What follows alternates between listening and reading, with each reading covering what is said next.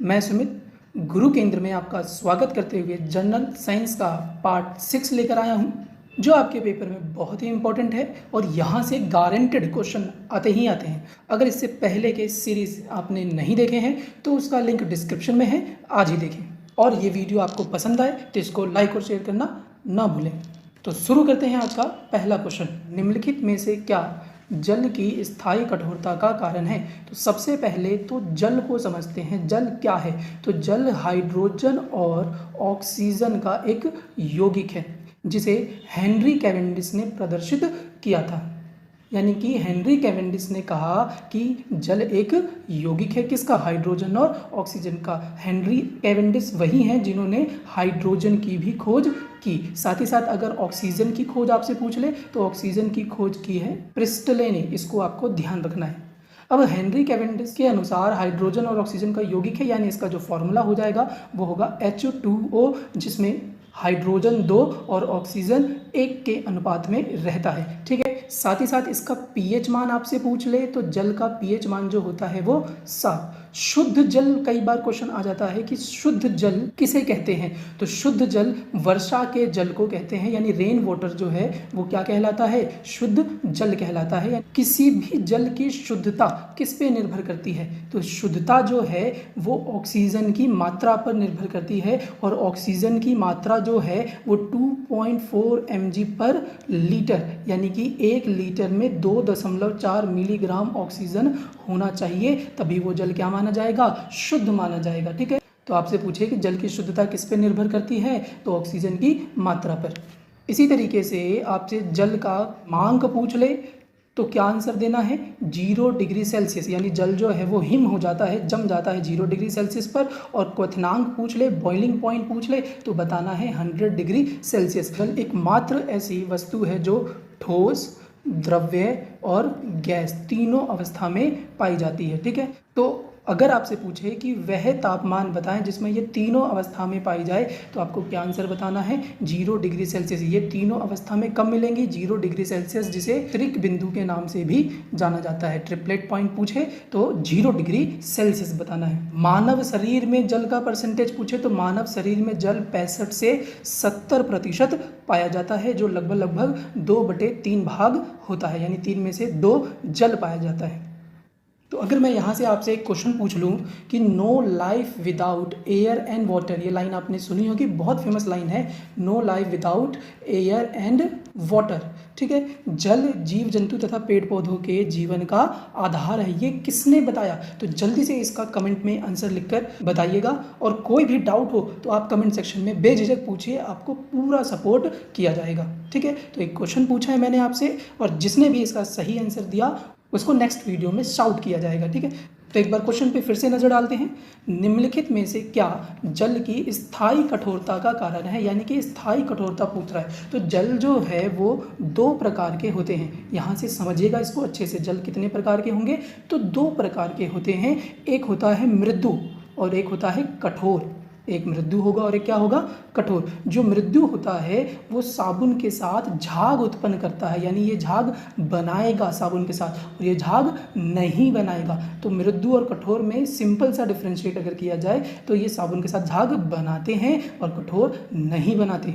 अब कठोर को 2 भागों में बांटा जाता है, एक अस्थाई और एक स्थाई। अस्थाई कौन से होंगे? तो अस्थाई वह होते हैं जिसको गर्म करने पर उसकी कठोरता क्या हो जाए? समाप्त हो जाए, यानी कठोरता का नाश हो जाए। ठीक है, इसी तरीके से स्थाई कौन से होंगे? गर्म करने पर कठोरता समाप्त नहीं होती। ठीक है, इसको ध्यान रखना है। अब कोई भी जल अगर कठोर है तो उसके पीछे का कारण क्या है? जल के कठोर होने का मेन कारण जो होता है वो होता है कैल्शियम और मैग्नीशियम। ठीक है, कैल्शियम और मैग्नीशियम के कुछ फॉर्म जल में पाए जाते हैं, कुछ रूप पाए जाते हैं, जिसकी वजह से वो अस्थाई और स्थायी कठोरता को धारण करता है। जैसे कि अगर मैं यहाँ पर बोलूँ कि बाइकार्बोनेट, सल्फाइड और क्लोराइड की बात कर रहा हूँ, ध्यान से समझिएगा।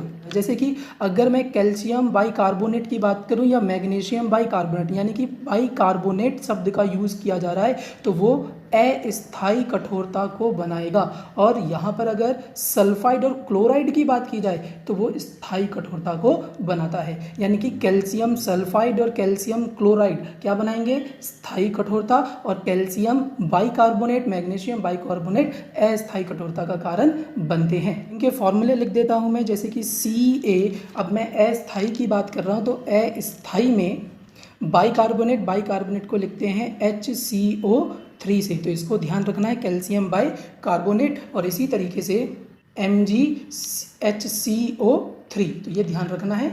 स्थायी की बात की जाए तो Ca सल्फाइड को SO4 या फिर Mg यानी मैग्नीशियम सल्फाइड यानी SO4 के कारण होता है। और क्लोराइड की बात करें तो क्लोराइड का फॉर्मूला कैसे बनेगा, तो CaCl2 और MgCl2, ये स्थायी कठोरता के हो गए और बाइकार्बोनेट अस्थायी का हो गया। अब ऑप्शन पे ध्यान देते हैं, स्थायी कठोरता पूछ रहा है, स्थायी कठोरता सल्फाइड या क्लोराइड के कारण होगा, तो मिट्टी के कण नहीं, इसको तो छान कर अलग कर सकते हैं। कैल्शियम बाइकार्बोनेट नहीं हो सकता आंसर, क्योंकि स्थायी पूछा हुआ है, तो सही आंसर जो हो गया वो डी यानी कैल्शियम क्लोराइड के कारण।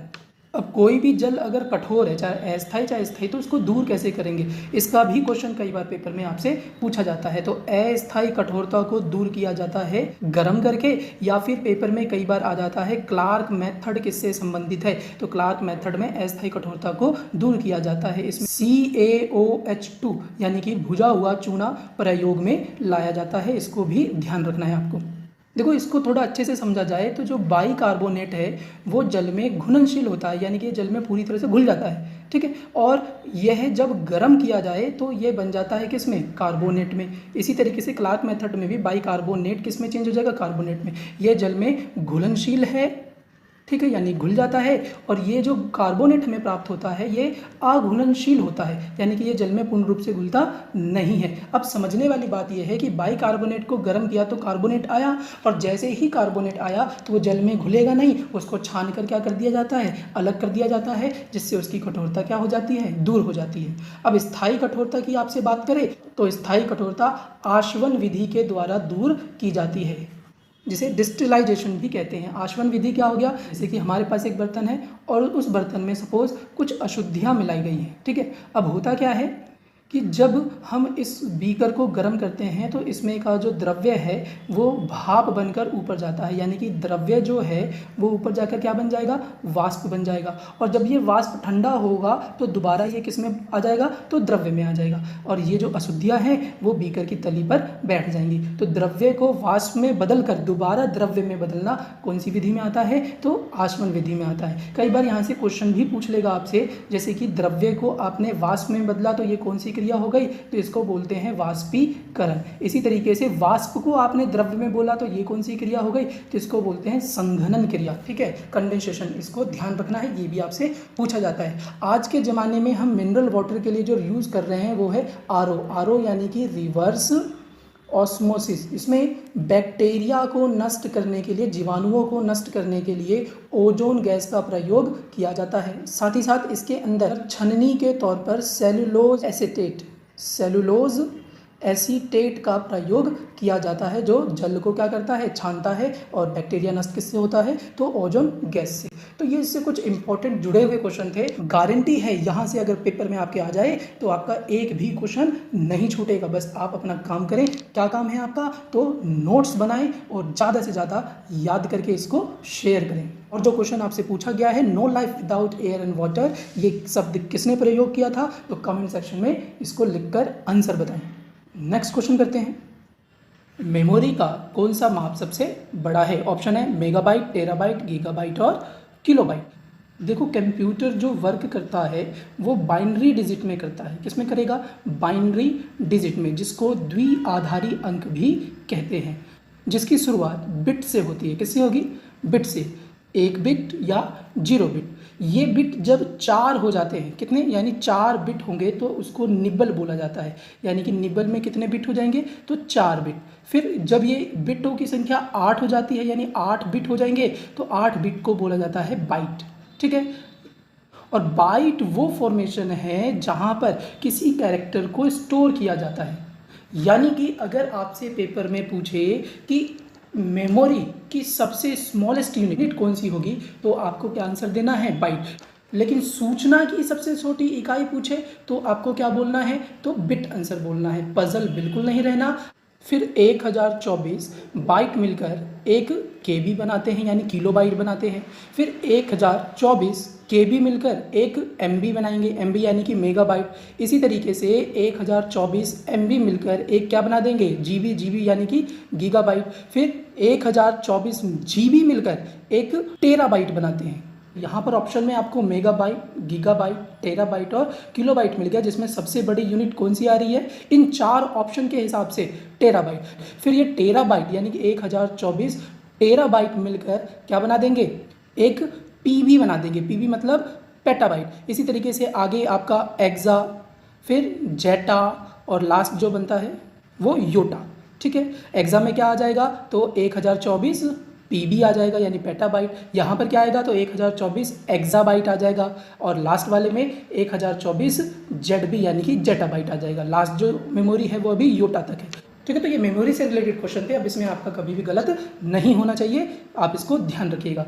नेक्स्ट क्वेश्चन करते हैं। विश्व का प्रथम एसएमएस किस वर्ष भेजा गया था, तो विश्व का प्रथम एसएमएस 3 दिसंबर 1992 को भेजा गया था, यानी इसका आंसर है 1992। ठीक है, नील पेपरवर्थ ने भेजा था और ये गया किसके पास था, तो रिचर्ड जार्विस के पास। ठीक है, यूके में भेजा गया था, यूनाइटेड किंगडम में, और वोडाफोन जीएसएम का प्रयोग किया गया था। ठीक है, एसएमएस की फुल फॉर्म पूछे तो फुल फॉर्म में आपको बताना है शॉर्ट मैसेज सर्विस। अगर आपको किसी भी तरीके का डाउट है तो आप कमेंट सेक्शन में लिखिए, आपको ज़रूर बताया जाएगा। और वीडियो को ज़रूर अंत तक देखें ताकि आपको पेपर से जुड़े हर क्वेश्चन का ज्ञान हो और पेपर में ये क्वेश्चन आए तो आपका बिल्कुल सही जाए। ठीक है, और इसको ज़्यादा से ज़्यादा शेयर करें ताकि मैं मोटिवेट होकर आप लोगों के लिए ऐसी ही वीडियो बनाता रहूं। कम से कम अपने 5 स्टडी ग्रुप में तो जरूर शेयर करें। अब अगर मैं इसमें बताऊं कि नील पेपरवर्थ ने रिचर्ड जार्विस को जो एसएमएस किया था उस एसएमएस में क्या लिखा था, तो ये ध्यान रखना, मैरी क्रिसमस। नेक्स्ट क्वेश्चन करते हैं।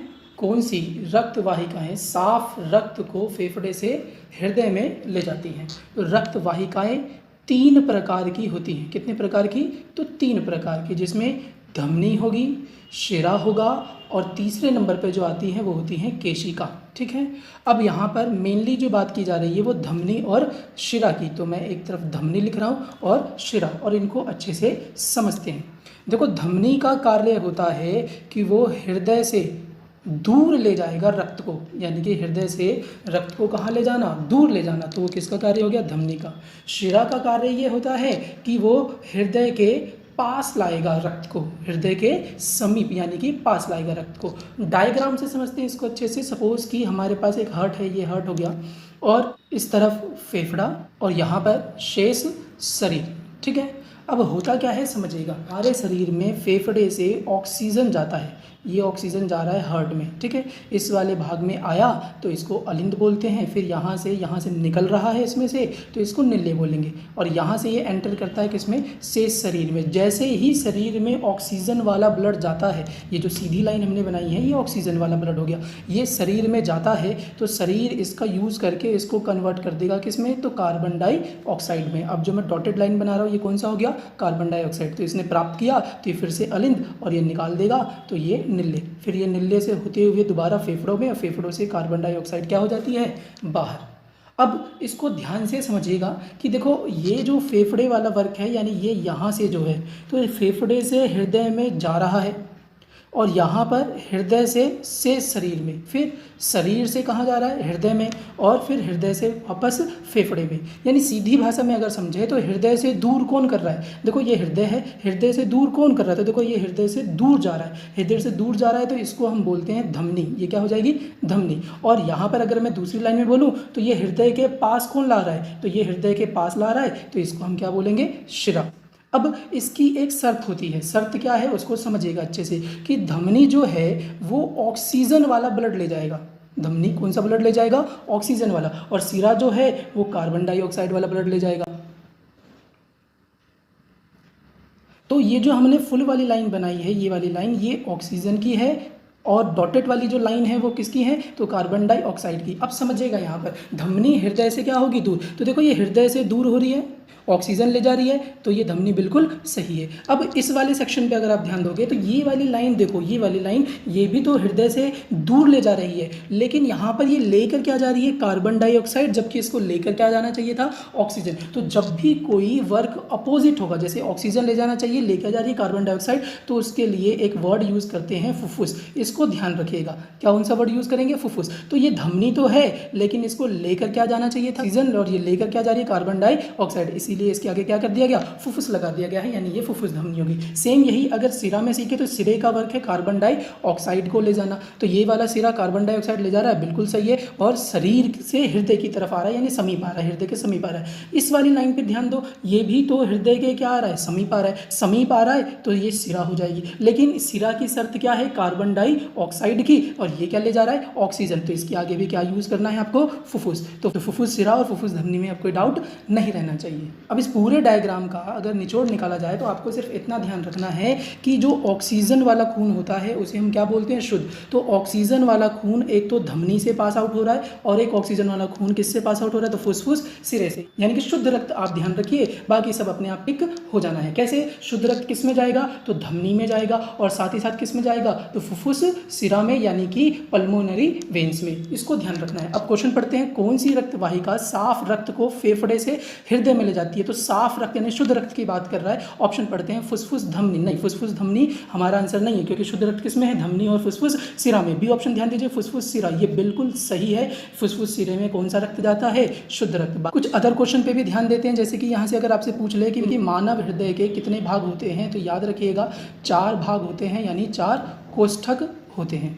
और ये जो डायग्राम हमने बनाया है इसको क्या कहा जाता है, तो इसको कहा जाता है रक्त परिसंचरण तंत्र, यानी कि सर्कुलेटरी सिस्टम। इसकी खोज किसने करी थी, तो इसकी खोज करी थी विलियम हार्वे ने, विलियम हार्वे ने। ये भी आपसे पूछा जाता है।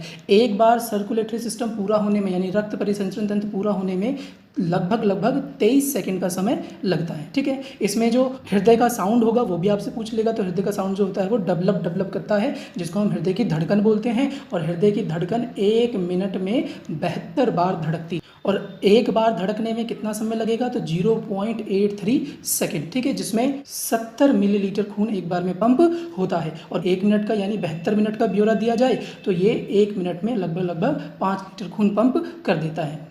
ठीक है, यहीं से अगर ब्लड प्रेशर का क्वेश्चन आ जाए तो जो रक्त दाब होता है वो होता है 120 से 80 mm ऑफ हीमोग्लोबिन। ठीक है, और रक्त दाब जो मापा जाता है वो स्फिग्मे मैनोमीटर से मापा जाता है। इसको भी ध्यान रखिएगा, स्फिग्मे मैनोमीटर से, जो हाथ की धमनी पर लगाई जाती है। जो कौन सी धमनी होती है, तो ब्रेकियल धमनी। ठीक है, स्फिग्मे मैनोमीटर कहाँ लगाया जाता है, तो ब्रेकियल धमनी से। इसको ध्यान रखना है। इस पर भी क्वेश्चन आपके काफ़ी सारे बनते हैं।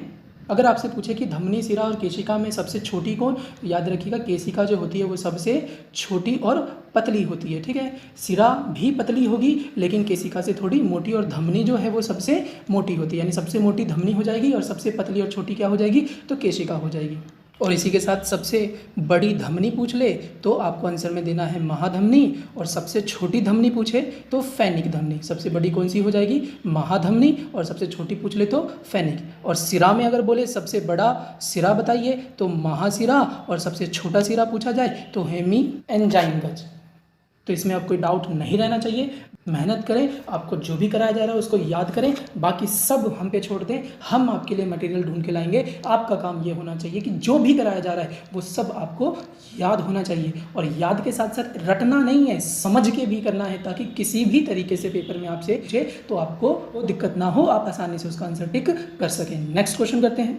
पवन की गति को मापने वाला उपकरण है, ऑप्शन है एनीमीटर, अल्टीमीटर, डीजोमीटर, क्रोनोमीटर। तो सही आंसर जो है वो क्या है, तो एनीमीटर।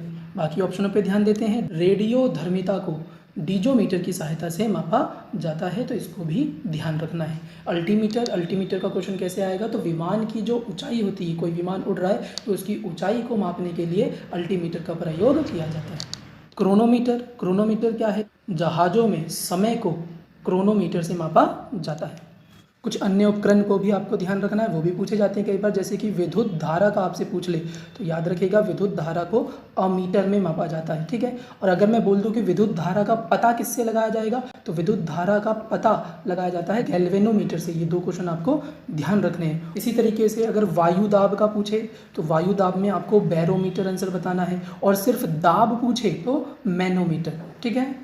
द्रव्य का घनत्व पूछे तो द्रव्य के घनत्व में आप हाइड्रोमीटर, और दूध का घनत्व पूछे तो दूध के घनत्व में आपको लैक्टोमीटर। बहुत जने पजल रहते हैं हाइड्रो और हाइग्रो में, तो याद रखिएगा अगर हाइग्रो कहीं पर लिखा है तो हाइग्रो जो है वो आर्द्रता को मापता है, ठीक है, और जो हाइड्रो है वो घनत्व को, तो इसमें पजल नहीं रहना है। अभी रिसेंटली एक क्वेश्चन आया था पेपर में, वो भी ध्यान रखिएगा कि गाड़ियों में दूरी मापने के यंत्र को क्या कहते हैं, तो उसका आंसर था ओडोमीटर। श्रवण शक्ति का आपसे पूछ ले, श्रवण शक्ति किस में मापी जाती है, तो श्रवण शक्ति जो है वो डेसिबल में मापी जाती है, और इसका यंत्र पूछे तो ऑडियोमीटर, ऑडियोमीटर, ठीक है। तो ये कुछ फेमस यंत्र थे जो पेपर में आपको कई बार दिख जाएंगे। नेक्स्ट क्वेश्चन करते हैं। यदि किसी साधारण लोलक की लंबाई आधी कर दी जाए तो उसका दोलन अवधि यानी समय पर क्या प्रभाव पड़ेगा। लोलक यानी पेंडुलम की बात कर रहा है। पेंडुलम कई बार हमने देखा होगा, एक पेंडुलम वाला वॉच आता है जिसमें एक नीचे लोलक लगा होता है और वो लोलक ऐसे करके रोटेट कर रहा होता है। तो इसी पर कई बार क्वेश्चन पूछ लिए जाते हैं, इसको समझते हैं। देखो सबसे पहले तो ये जो रोटेट करता है इसका जो आवर्तकाल होता है, यानी लोलक का आवर्तकाल अगर आपसे एग्जाम में पूछ ले तो आपको बताना है 2 सेकंड, एक बार जाने का और एक बार आने का, यानी लोलक का आवर्तकाल होता है 2 सेकंड का। और ये जो समय लोलक है, जो हम यहाँ पर समय का नियोजन कर रहे हैं, समय लोलक का नियोजन जो किया जा रहा है विलियम क्लेमेंट ने किया था। तो किसने किया था, तो विलियम क्लेमेंट ने, इसको भी ध्यान रखना है। और विलियम क्लेमेंट ने जो लोलक का नियोजन किया था, वहाँ से अगर एक फॉर्मूला बनाया जाए आवर्तकाल का, यानी कि टी मतलब टाइम का, समय का, तो वो था 2 पाई अंडर रूट में L/G, ठीक है। T से टाइम यानी समय हो गया, L से लोलक की लंबाई हो गई, और G से हो जाएगा ग्रेविटेशन यानी कि गुरुत्व, ठीक है, जो पृथ्वी पर लगाया जा रहा है। और पाई रोटेशन को शो करता है। तो इस फॉर्मूले का यूज़ करके एक बार हम इस क्वेश्चन का आंसर निकालते हैं। क्वेश्चन में कहा जा रहा है यदि लोलक की लंबाई क्या कर दी जाए, आधी कर दी जाए। तो हमने माना कि जो पहले L था वो 2 था, अब जो L है वो क्या है 1। और इस पर आप ध्यान से देखिएगा कि जो फॉर्मूला था वो क्या था, तो T बराबर 2 पाई, T बराबर 2 पाई अंडर रूट में L, और L की जगह हमने क्या मान लिया 2, और नीचे क्या आएगा G। इसी तरीके से यहाँ पर T बराबर 2 पाई, और यहाँ पर L की जगह क्या है 1, और नीचे क्या आएगा G। अब देखो जो कांस्टेंट है वो वैसे ही रहने, तो बाकी सब हटा दो। तो यहाँ पर 2 पाई सेम है, हमने हटा दिया। G का मान नहीं बदलेगा, वो भी हमने हटा दिया, ठीक है। अब यहाँ पर इस पे देखो, तो यहाँ बचा क्या, तो यहाँ बचा अंडर रूट 2, और यहाँ क्या बचा अंडर रूट 1, जिसको हम 1 भी लिख सकते हैं। अब दोनों में अंतर क्या है, तो देखो जब L 2 था तो वो अंडर रूट 2 से मल्टीप्लाई हो रहा है, यानी समय जो है वो अंडर रूट 2 है, और जब L 1 है तो वहाँ पर समय जो है वो क्या है 1। अब इन दोनों में डिफरेंस क्या है, हमने लंबाई को कम किया है, तो समय का मान भी जो है वो क्या हो रहा है, कम हो रहा है। यानी कि लोलक की लंबाई कम होगी तो समय भी क्या होगा, कम होगा, यानी आवर्त भी क्या होगा, कम होगा। और लोलक की लंबाई अधिक होगी तो समय यानी आवर्त जो है वो क्या हो जाएगा, ज़्यादा हो जाएगा। तो ऑप्शन पे ध्यान देते हैं, आधी हो जाती है, नहीं आधी तो नहीं हुई, दोगुनी भी नहीं हुई, अंडर रूट 2 के द्वारा बढ़ गई, बढ़ी नहीं है, लंबाई आधी करी है तो वो क्या हुई है, कम हुई है। ये भी डी ऑप्शन अंडर रूट 2 के द्वारा बढ़ जाती है। यहाँ पे थोड़ा करेक्शन करेगा, बढ़ नहीं जाती, क्या हो जाती है, घट जाती है। यानी सही आंसर जो है क्या है डी, अंडर रूट 2 के द्वारा क्या होगी, घट जाएगी। ये कुछ आप इस तरीके से समझना कि सपोज आपके पास एक पेंडुलम है जिसकी लोलक की लंबाई ये इतनी है, और दूसरा पेंडुलम है जिसकी लोलक की लंबाई ये है। तो देखो इसका जो रोटेशन है और इसका जो रोटेशन है, तो इसका रोटेशन ज़्यादा होगा, या जो आवर्त है वो ज़्यादा है, तो इसमें समय भी क्या लगेगा, ज़्यादा। यानी लोलक की लंबाई बढ़ेगी तो समय भी बढ़ेगा, लोलक की लंबाई कम होगी तो समय भी कम होगा, ठीक है। कई बार क्वेश्चन आ जाता है कि ये जो लोलक है ये लोलक बनता किससे है, तो ये मैंने इससे पहले वाली वीडियो में भी आपको बताया हुआ है।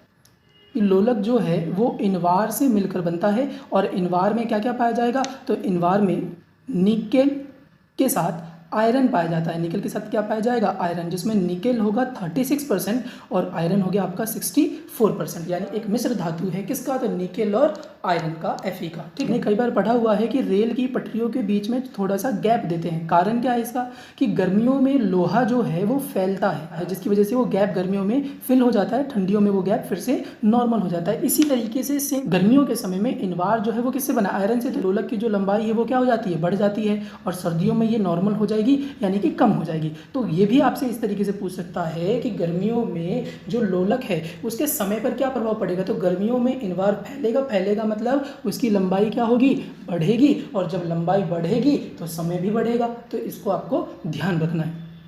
तो पेंडुलम में एल का क्या प्रभाव पड़ेगा, लंबाई का क्या प्रभाव पड़ेगा। तो सीधे सीधे लंबाई कम तो उसका दोलन अवधि भी क्या हो जाएगी, कम हो जाएगी। ठीक है, और लंबाई अधिक तो दोलन अवधि भी अधिक हो जाएगी। ठीक है, एक बार जी का इफेक्ट भी पढ़ लीजिए, ये भी कई बार पूछ लिया जाता है पेपर में। पेंडुलम को अगर चंद्रमा पर ले जाएं तो उसकी समय अवधि पर क्या प्रभाव पड़ेगा। ठीक है, चंद्रमा पर अगर पेंडुलम ले जाया जाए तो उसके समय पर क्या इफेक्ट पड़ेगा, एग्जाम में आ चुका है। तो इसको बिल्कुल सिंपल तरीके से मैं बताता हूँ। सपोज आपके पास एक नंबर है 20 को आप 4 से काटो, 20 को आप 5 से काटो और 20 को आप 10 से काटो, तो क्या रिजल्ट आएगा। यहाँ से आएगा 5, यहाँ से आएगा 4 और यहाँ से आएगा 2। यानी कि गौर करो इस पर कि आप जितने बड़े नंबर से काट रहे हो रिजल्ट जो है वो उतना छोटा आ रहा है। 4 से काटा 5, 5 से काटा 4, 10 से काटा 2, छोटा आएगा। इसी तरीके से गुरुत्वाकर्षण कहाँ है, नीचे है, जी नीचे है इसके एल के, यानी जी जितना बढ़ेगा मान जो है रिजल्ट जो है वो उतना क्या आएगा, कम आएगा। यानी कि इसमें उल्टा इफेक्ट हो गया कि गुरुत्वाकर्षण का मान अगर क्या होगा, बढ़ेगा, तो जो समय अवधि है वो क्या होगी, कम होगी। इसी तरीके से गुरुत्वाकर्षण का मान अगर घटेगा तो जो समय अवधि है वो क्या होगी, अधिक। यानी कि लंबाई बढ़ेगी तो समय भी बढ़ेगा, लंबाई घटेगी तो समय भी घटेगा। लेकिन गुरुत्वाकर्षण बढ़ेगा तो समय अवधि कम होगी और गुरुत्वाकर्षण घटेगा तो समय अवधि अधिक होगी। यानी एल और जी में उल्टा इफेक्ट होगा। ठीक है, तो अब कोई डाउट नहीं होना चाहिए। ठीक है, नेक्स्ट क्वेश्चन करते हैं। नाभिकीय रिएक्टर में इनमें से एक ईंधन का काम करता है, यानी कि इनमें से कौन सा नाभिकीय रिएक्टर में यूज़ किया जाता है। तो नाभिकीय रिएक्टर के लिए उच्च किस्म का जो फ्यूल होता है वो होता है यूरेनियम, यानी बेस्ट एनरिच्ड फ्यूल अगर आपसे पूछे तो क्या बताना, यूरेनियम 235। ठीक है, भारत में यूरेनियम का उत्पाद कम होता है, भारत में थोरियम का उत्पाद ज़्यादा होता है, इसलिए भारत में थोरियम का प्रयोग किया जाता है। ठीक है, ये आपको ध्यान रखना है।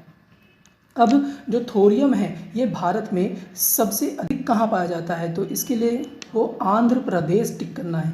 ठीक है, भारत में थोरियम सबसे ज़्यादा कहाँ होता है, आंध्र प्रदेश में। और विश्व में पूछे, विश्व में भी आपको इंडिया ही नाम बताना है। इंडिया सबसे बड़ा उत्पादक है किसका, थोरियम का। थोरियम जो है ये मोनाजाइट सैंड में पाया जाता है, ये भी कई बार आपसे पूछा हुआ है।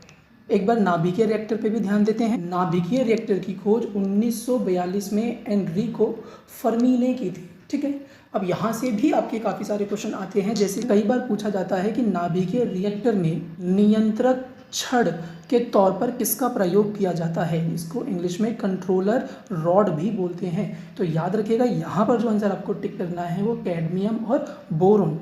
ठीक है, इसी तरीके से कई बार पूछ लेगा कि हम इसमें मॉडरेटर के रूप में किसका प्रयोग करते हैं। मॉडरेटर यानी कि मंदक, तो मंदक में आपको टिक करना है भारी जल। अगर भारी जल ऑप्शन में ना हो तो ग्रेफाइट। ठीक है, कई बार हम यहाँ पर सोडियम, ठीक है, लिक्विड सोडियम का भी प्रयोग करते हैं। इसी तरीके से नाभिकीय रिएक्टर में शीतलक का क्वेश्चन पूछ लेगा कि इसमें शीतलक के तौर पर किसका प्रयोग किया जाता है, कूलेंट के तौर पर किसका प्रयोग किया जाता है। तो आंसर बताना है आपको सामान्य जल। ये सामान्य जल हीट से गर्म होकर ऊपर की तरफ उठता है और टरबाइन को घुमाता है, जिससे हम बिजली उत्पन्न करते हैं। ठीक है, तो ध्यान रखिएगा नाभिकीय रिएक्टर के लिए जो एनरिच्ड फ्यूल होता है, उच्च किस्म का फ्यूल होता है, वो क्या है, यूरेनियम 235। इसका आयस्क अगर आपसे पूछ ले तो पिच ब्लेंड। ठीक है, नेक्स्ट क्वेश्चन करते हैं। उत्तेजना के समय निम्न में से कौन सा हार्मोन अधिक मात्रा में उत्सर्जित होता है। ऑप्शन है सीरोटोनिन, कोर्टिसोन, एस्ट्रोजन और एड्रिनल। तो इसको समझते हैं अच्छे से।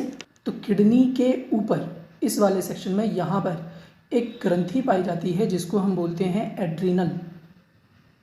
ठीक है, कई बार इसको एपीरेनल के नाम से भी जाना जाता है, जिसे हिंदी में अधिवृक्क कहते हैं। ठीक है, ये जो ग्रंथि है ये दो भागों में बटी होती है, एक अपर पार्ट और एक अंदर वाला पार्ट, यानी कि इनर वाला। जो बाहर वाला पार्ट होता है, अपर पार्ट जो होता है, उसे कॉर्टेक्स कहा जाता है, और जो अंदर वाला पार्ट होगा वो होता है मेडुला। और इन दोनों से हार्मोन्स रिलीज होते हैं। मेडुला से जो हार्मोन रिलीज होते हैं वो हैं एड्रीनिल और नॉर एड्रीनिल। ठीक है, और कॉर्टेक्स से जो होंगे वो है सेक्स कोर्टिकोस्टेरॉइड। ठीक है, ये स्टेरॉइड प्रकृति का होता है, ये कोलेस्ट्रॉल से बनता है। मोस्टली जो हार्मोन्स बनते हैं वो प्रोटीन से बनते हैं और ये किससे बना होता है, तो कोलेस्ट्रॉल से। और दूसरा जो हार्मोन यहाँ से निकलता है वो है एल्डोस्टेरॉन। इनका काम समझा जाए तो एड्रेनल जो है यह संकट मोचन हार्मोन के नाम से जाना जाता है। अगर आपसे पूछे पेपर में संकट मोचन हार्मोन, और भी इनके नाम में लिख देता हूँ, करो या मरो हार्मोन, ठीक, लड़ो भागो हार्मोन, आपातकालीन हार्मोन, ये सारे एड्रेनल के नाम हैं। इसी तरीके से 3F या 4S हार्मोन भी एड्रेनल को कहा जाता है। 3F में क्या क्या आएंगे, तो फियर आएगा, फाइट आएगा और फ्लाइट आएगा यानी ऊंचाई। 4S में क्या क्या आएगा, सेक्स आएगा, सॉल्ट आएगा, शुगर और स्ट्रेस। ये इन सिचुएशन में हृदय की धड़कन को तेज करता है यानी कि हमें उत्तेजित करता है। और हमारा क्वेश्चन भी इसी को लेकर है कि उत्तेजना के समय निम्न में से कौन सा हार्मोन अधिक मात्रा में उत्सर्जित होता है। तो आपको क्या टिक करना है, तो एड्रेनल। क्या हो इन सिचुएशन में हमारा हार्ट बीट तेज हो जाए तो इस इफेक्ट को खत्म भी तो करना पड़ेगा। तो हार्ट बीट को बढ़ाता कौन है, एड्रेनल। और ये जितने भी इफेक्ट हैं इसको खत्म कौन करेगा, तो नॉर एड्रेनल करता है। यानी कि नॉर एड्रेनल जो है एड्रेनल के इफेक्ट को क्या कर देगा, खत्म कर देगा। ठीक है, तो इसमें कोई डाउट नहीं रहना चाहिए। कॉर्टेक्स के हार्मोन पे ध्यान देते हैं, एल्डोस्टेरोन की। तो एल्डोस्टेरोन जो है हमारे शरीर में जल व लवण पर कंट्रोल करके रखता है यानी कि संतुलन बनाता है। ठीक है, और जो सेक्स कॉर्टिकोस्टेरॉइड है ये तनाव हार्मोन कहलाते हैं। अगर पेपर में आ जाए तनाव हार्मोन कौन सा है, तो आपको सेक्स कॉर्टिकोस्टेरॉइड बोलना है। इसको जीवन रक्षक हार्मोन भी कहा जाता है। ये आपका एग्जाम में आया भी हुआ है कि जीवन रक्षक हार्मोन का नाम बताएं, तो कॉर्टिकोस्टेरॉइड। ठीक, तो इसमें कोई डाउट नहीं होना चाहिए। और अगर ये वीडियो आपको पसंद आ रही है, समझ में आ रही है, आपके लिए फ़ायदेमंद लग रही है, तो इसको ज़रूर शेयर करें। नेक्स्ट क्वेश्चन करते हैं। पुराने तेल चित्रों का रंग सुधारने के लिए निम्नलिखित में से किसका प्रयोग किया जाता है। यानी जो तेल वाले चित्र होते हैं उनका रंग सुधारने के लिए किसका प्रयोग होगा।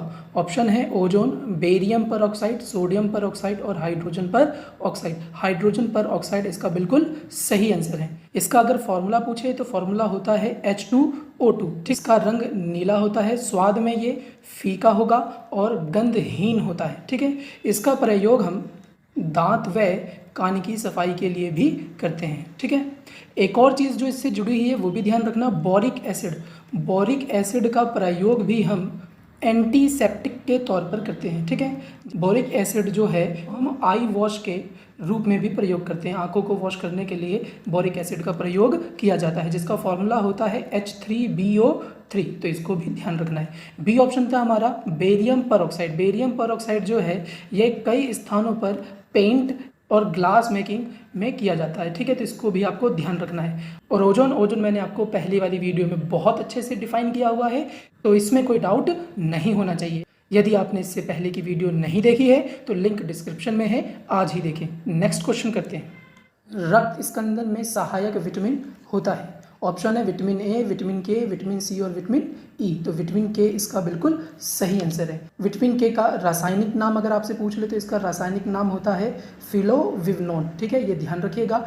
इसकी कमी से शरीर में रक्त का थक्का नहीं बनता यानी ब्लड का क्लॉटिंग नहीं होता है। विटामिन के की कमी वाले लोगों का तुरंत ऑपरेशन नहीं किया जाता क्योंकि रक्त का थक्का यानी कि उसमें जमाव नहीं हो पाता, और तुरंत ऑपरेशन करेंगे तो खून ज़्यादा बह जाता है। तो तुरंत ऑपरेशन के लिए यहाँ पर मना किया जाता है जिनमें विटामिन के की कमी हो जाती है। विटामिन के जो है वो बड़ी आंत में बनता है। बड़ी आंत के कौन से भाग में अगर आपसे पूछ ले तो बड़ी आंत के कोलोन भाग में बनता है। बनाता कौन है, तो एक बैक्टीरिया पाया जाता है, जीवाणु पाया जाता है ई कोली, जो बड़ी आंत में विटामिन के का निर्माण करता है। इसका वैसे स्रोत पूछे तो स्रोत में हरी पत्तेदार सब्जियां आपको बतानी है। क्लियर। विटामिन ए का अगर रासायनिक नाम आपसे पूछ ले तो इसका रासायनिक नाम है रेटिनॉल। इसे संक्रमण रोधी विटामिन के नाम से भी जाना जाता है। ये भी ध्यान रखिएगा कि संक्रमण रोधी विटामिन किसे कहा जाता है, तो विटामिन ए को। इसकी कमी से रतौंधी रोग होता है और इसका मुख्य स्रोत अगर आपसे पूछा जाए तो गाजर। इसी तरीके से विटामिन सी की जानकारी लेते हैं। विटामिन सी का रासायनिक नाम होता है एस्कॉर्बिक एसिड। ठीक है, एस्कॉर्बिक अम्ल। इसको घाव भरने का विटामिन भी कहते हैं। यह चोट को भरने में क्या करता है, मदद करता है। इसकी कमी से रोग पूछे तो इसकी कमी से स्कर्वी रोग होता है। और इसका मुख्य स्रोत तो खट्टे फल यानी कि आंवला मुख्य स्रोत में आपको टिक करना है। ठीक है, यह एकमात्र ऐसा विटामिन है जो धोने पर नष्ट हो जाता है। सब्जियों को धोने पर अगर पूछे कौन सा विटामिन नष्ट हो जाएगा तो विटामिन सी, इसको भी ध्यान रखना है। विटामिन ई का रासायनिक नाम जो होता है वो होता है टोकोफेरोल। क्या होगा? टोकोफेरोल। इसे जनक विटामिन भी कहते हैं और साथ ही साथ सुंदरता का विटामिन भी कहा जाता है। बांधरोधी विटामिन के नाम से भी जाना जाता है। इसकी कमी से जो रोग होता है वो होता है बांझपन, इसको आपको ध्यान रखना है। पुरुषों में शुक्राणु और महिलाओं में अंडाणु के निर्माण में ये सहायक होता है। तो एक बार इन सभी क्वेश्चनों का जल्दी से क्विक रिव्यू करते हैं। निम्नलिखित में से क्या जल का स्थायी कठोरता का कारण है? तो कैल्शियम क्लोराइड। ठीक है, मेमोरी का कौन सा माप सबसे बड़ा है? तो 4 ऑप्शन जो हमारे पास गिवन थे उसमें टेराबाइट जो है वो सबसे बड़ा माप था। विश्व का प्रथम एसएमएस किस वर्ष भेजा गया था? तो 1992 में मैरी क्रिसमस लिखकर भेजा गया था। कौन सी रक्त वाहिकाएं साफ रक्त को फेफड़े से हृदय में ले जाती है? देखो, फेफड़े से हृदय में, तो फेफड़े से हृदय में फुफ्फुस सिरा। ठीक है, ध्यान रखना है। वैसे शुद्ध रक्त पूछे तो धमनी और फुफ्फुस सिरा दोनों, लेकिन फेफड़े से हृदय का पूछ रहा है इसलिए फुफ्फुस सिरा इसका सही आंसर है। पवन की गति मापने वाला उपकरण एनीमीटर। यदि किसी साधारण लोलक की लंबाई आधी कर दी जाए तो लंबाई आधी करने से जो अवधि है, जो समय है, वो भी क्या होगा? कम होगा। कितना कम होगा? तो गुणांक √2 के द्वारा कम हो जाएगा। नाभिकीय रिएक्टर में इनमें से एक ईंधन कौन सा होता है? तो यूरेनियम 235 एनरिच्ड फ्यूल माना जाता है इसको नाभिकीय रिएक्टर के लिए। उत्तेजना के समय निम्न में से कौन सा हार्मोन अधिक मात्रा में उत्सर्जित होता है? तो एड्रिनल, जिसको उत्तेजना नियंत्रक हार्मोन भी कहते हैं।